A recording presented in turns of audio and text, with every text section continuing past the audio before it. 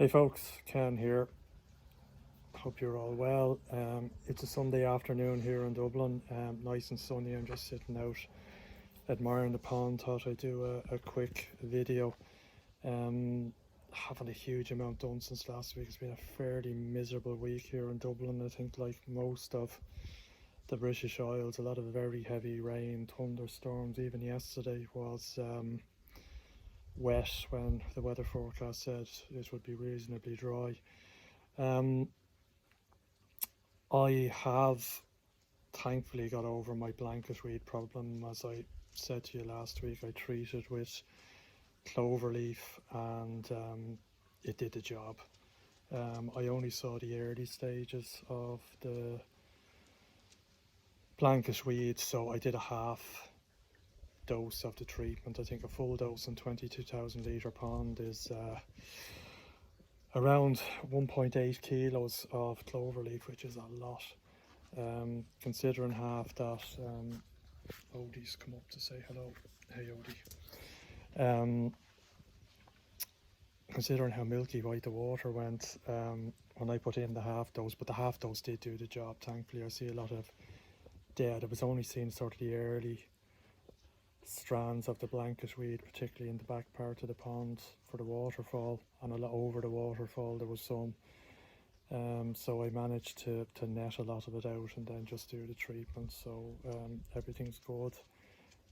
Always good to catch it early, because I know with blanket weed you can look and see the start of it and then come out the next morning and you've a major problem. So glad that got sorted.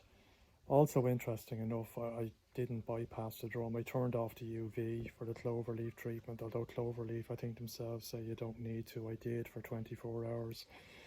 I'll just show you, there is a lot of sediment in the top part. You know, it does act, this part you can see down there, there's a lot of white. I think that's the powder, whatever powder the treatment itself comes in, that a lot of it is settled in the back, so the water comes in two inlets down the bottom and then rises up. So it's a bit like the way a vortex or something like that works. So there is a lot of settlement, but it does show as well that that powder and the bit of green and stuff that's in there, it does pass through the drum, you know. So the drum, as far as I know, the what do you call it on it, the sieve, the word will come to me, is 70 microns. So, you know, I've heard them down as low as 50. I think Draco drums are 60, so 70 is kind of on the higher end, but you know, the water is clear. As well, I noticed the last time I did a treatment of cloverleaf, it was just, I think around, it was in February, and I had the pressure filter on the system, and it took absolute, I don't know, I think about 2 weeks for me to get up to any sort of clarity in the water after it. I cleaned the pressure filter every couple of days. I did a few big water changes. Eventually it cleared, but with the drum, you know, and a trickle in, trickle out, it cleared. I'd say, now it's not 100% clear, but it was pretty clear within 48 hours. So I was happy enough, and some of that is the stuff obviously settling to the bottom of the pond, but no doubt some of it was taken out as well. So that's that. So I have the UV on, I'm over my fluke treatment, I'm over my blanket weed, so I'm happy with that. And then on the garden, I've started to fill in my pipe work there. As I say, the weather hasn't been great. I did a bit last weekend, I'll do the rest. I filled in around the holes with expanding foam. Not that there was a lot of hole there, but I will. It's probably over a little bit on that one in the far right. I think that's one of the bottom drains, I'm not too sure which one.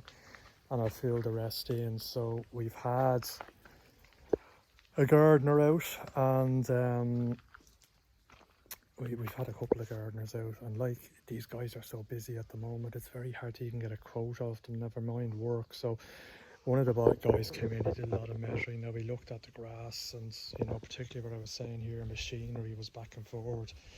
So his opinion is that the only way to get the grass to any sort of standard is to rotivate it. He just feels that, you know, even putting lawn sand over it is just not going to work long term.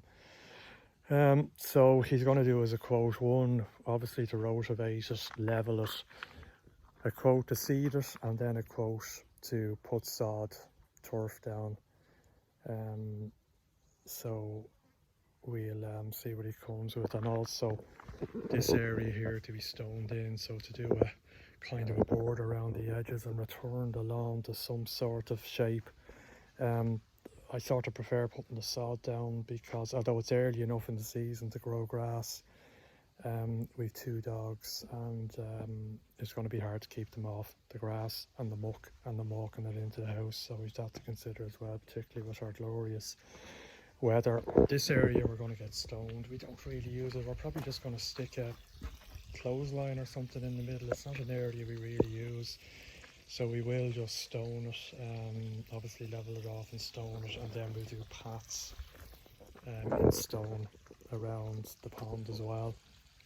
Also considering the pergola situation as well, again from the original builder of the pond. I'm waiting on a quote for a wooden pergola, but I've been looking online as well and looking at some of the metal ones and just thinking about, you know, the money being spent and the longevity. And I know people say that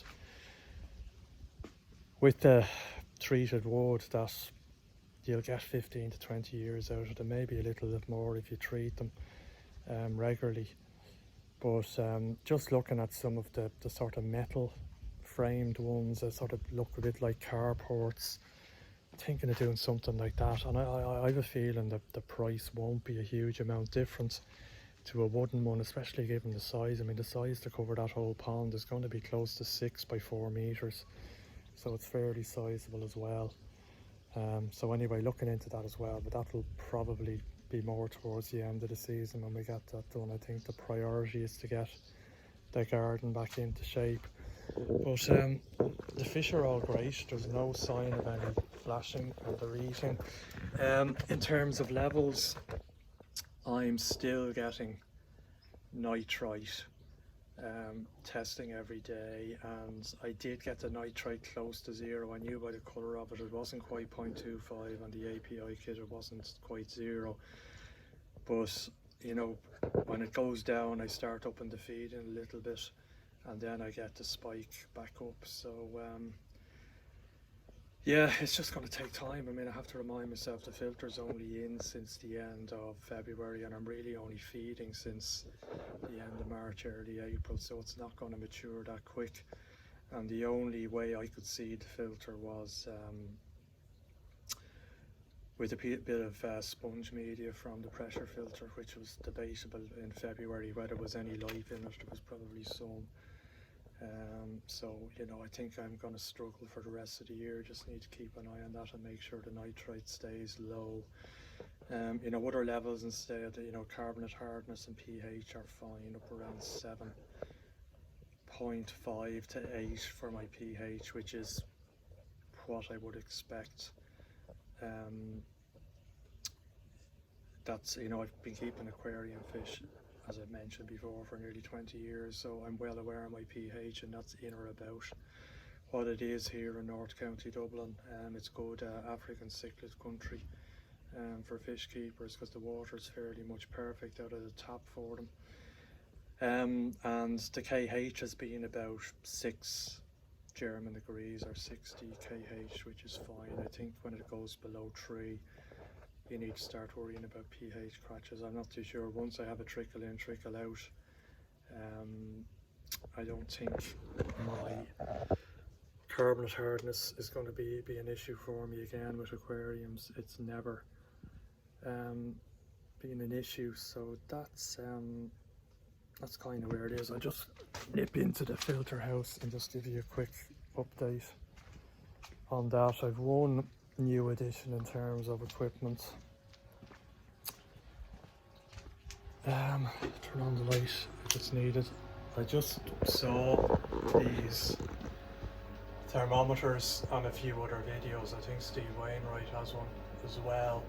And I was kind of wondering where to get them, and I couldn't see them. I checked Amazon and couldn't see them there, so I did eventually find them direct from the company that sells them, and I'll put a link into the video. I think they're around 15 sterling plus shipping. I think was to Ireland was slightly higher. I think it's better if you are shipping to the UK. Brexit didn't do me any favours, although in fairness to the company that sell them, they correctly didn't charge me UK VAT, because I get hit with Irish VAT when it hits here. So when companies are exporting out of the UK, they shouldn't charge UK VAT, but a lot of them still do. But this company didn't, so I did save a bit. But when it arrived at the door, I had to pay another €16 to get it, so it worked out fairly expensive. But it does work well. So the top reading is the pond, which is 19 degrees, and I've checked it against, I have an infrared on here, this thing, which is I think an Aldi one, but I do regard it as being fairly accurate. I use it for the fish tanks and the ponds. So my pond, I think, gives at the minute around 18.5 with this. Now whether this is 100% accurate is debate, but whether it's 19 here, so that's good enough, you know. And then the bottom reading is the temperature in here. So I think normally they're designed for indoor outdoors. You can see on it, so you'd stick the probe maybe out a window to give you the outdoor temperature. The probe goes down here, there's a good long wire with it, and goes in the back and down into the dirty side of my filter, so I get the temperature of the water as it flows through. So it's good, you know. It just shows, monitoring over the last few days, the pond, and I'm not heated, it does hold, you know, the big mass of water holds the temperature very well. You know that the temperature can fall down to 15 degrees overnight, yet the pond won't. It will hold the temperature. Now obviously if it fell down to 15 over a few days, it will go down to that temperature, but you know, it doesn't fluctuate overnight by very much, maybe half a degree, whereas I'd say a much smaller pond obviously would fluctuate much more. The Big Blue doing its job. Haven't checked it with DPD-4 tablets. I just, you know, it does its job. I trust it. I'm getting 0 chlorine. What have I put through so far? I don't know if you can see that. I'm putting 0.35 litres a minute, which is about 3,500 litres a week if you multiply it up. And so far, and I reset this, I put 8,444 litres from the Big Blue. So I think that's good for, I think, 350,000 litres, so before I have to refill it with carbon. So that's going to last me hopefully for a long time. And as well as that, these things I mentioned before, these Owassi BioKit premium things, I put the other two in. To be honest, I don't think they do anything, any of those products. I really don't. You know, if they did, I'd have 0 nitrate now. I'd be fully convinced, you know. You're supposed to pour those things over your media, and hey presto, your pond is cycled. No, it's not. You know, I've eased off the feeding, the nitrate goes down. I up the feeding again, the nitrate goes up. So it doesn't make any difference. So just to talk about the back of the pond, and I've been thinking about this, I need to do something. I'm going to get a couple of lilies. I was talking to the local pond guy. He's supposed to do me up a couple of baskets, but I haven't heard from him. So that's 800 mil or 80 centimeters deep, which I'm told is fine for lilies. And lilies is all I want really, so I'll probably get a couple of big baskets of lilies and drop them in. What I'll do as well is, what I plan to do is get 2 or 3 baskets of alpha grog and use it as a biological filter as well. I mean, the water comes in the bottom, goes out the top, so there's no reason why it wouldn't work well as that. I've said before, I don't like the idea of backy showers on the side of the pond. Some people do. I don't, you know, so I think getting a few plant baskets and putting Crystal Bio or Alpha Grog or something in them will give me some additional filtration in there. The only thing is I'm debating as to whether I run the waterfall over the winter. I think my original plan was not to. I'm not heated, and I am going to cover the pond, so I will get some 16mm polycarbonate multi-wall and probably have 3 sections along here and 1 section at the back. But the question is, do I keep the waterfall running? I think a lot of people turn them off because you're taking warmer water, warm is the wrong word, from the bottom, where the fish will be a lot of the time during the winter, and turning it over and maybe making it that bit cooler. Might just experiment it when the winter comes and see how it goes. The thing is, if I do use it as a filter, you know, I'm going to kill the bacteria if I turn it off, and well, I lose filtration anyway because I won't be feeding over the very cold months. Anyway, a bit of thinking and a bit of deciding to do around that, and I need to get the Alpha Grog as well. It's not something that I can get locally here in Ireland, and getting it shipped is just not an option. That stuff's heavy, you know, and I reckon, you know, I might get 100 litres or so and divide it between 4 baskets, 4 large baskets. And even, you know, when I'm cleaning this out, there's no bottom drain in this bit. Hopefully I can just lift them out and give here a vac 2 or 3 times a year. As I say, it does collect a bit of sediment in it, and I've had plants in there, I'll get more sediment. But decisions. I probably want to do that before the end of the summer and get a bit of maturity in that media while I'm still feeding. So I'll give it some more thought. It's probably one of the least expensive things I'll have to do. So that's it. Quick update there. No stress this week, thankfully. No treatments, no blanket weed, no sick fish, no flicking, no grass, no pergola, but anyway, don't worry about that. So I will talk to you again.